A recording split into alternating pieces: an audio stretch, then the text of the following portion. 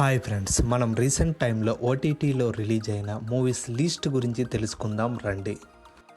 ఈరోజు మనం శర్వానంద్, కృతి శెట్టి జంటగా నటించిన లేటెస్ట్ ఫ్యామిలీ ఎంటర్టైనర్ మనమే మూవీ యొక్క ఓటీటీ స్ట్రీమింగ్ గురించి తెలుసుకుందాం రండి.